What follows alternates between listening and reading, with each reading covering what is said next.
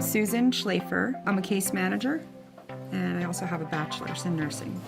I've been a home health nurse for almost 8 years, and prior to that, I worked at Jersey Shore Medical Center. I was an ICU nurse, also in the medical intensive care, cardiac, and I also did hospice.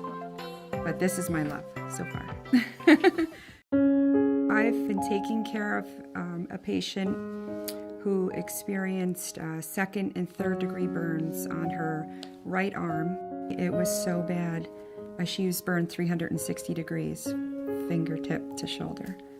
So it was, every time I went there, you had to take a few breaths before you walk in and just, try to support her through this. And, people often don't want to hear it'll be okay. Sometimes that makes patients upset because they're going through something that maybe doesn't feel okay to them today. She was in the hospital for about 3.5 months, between hospitals and rehabs. And at that time, she actually almost died twice while in the hospital.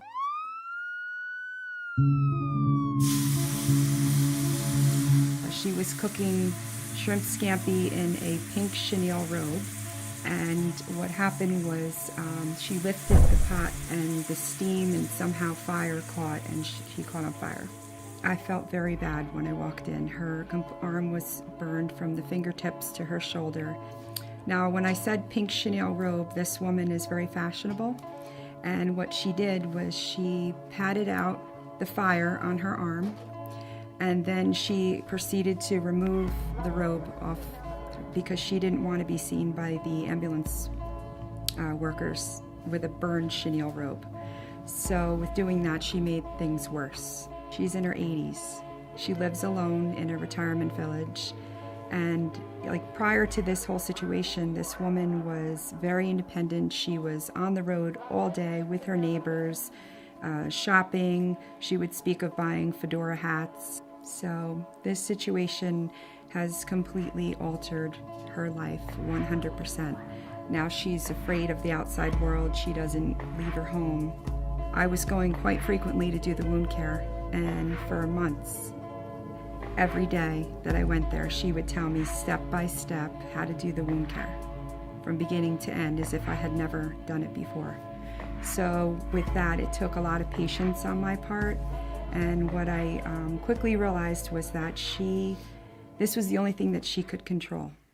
Her wound now is actually just very small right here. We're still working on that. And so now my next step of nursing is that I have to help her get back out into the world. The other day, when it was a beautiful day last week, I said to her, let's go for a walk in the cul-de-sac. And she said to me, I'm afraid, what if the neighbors see me? What if this happens? And I said, oh, just come on, put on your favorite hat and let's go. So we went for a walk, and I saw a smile from ear to ear. Soon her neighbors are coming around and saying, hello, we haven't seen you in a while. And she looked very happy, and I was pretty confident that if I can continue to get her to do things like this, she can get back to what her life was before. I feel like we're family. It'll be a tearful day when I'm not with her, caring for her anymore. I've still been seeing her a few times a week, making sure that we can see this wound right to the end, which is what I do love in home health nursing, because, as I said, in the hospital, you especially intensive care, you see the patients at their worst. And I never really get to see, did they survived or are they healed?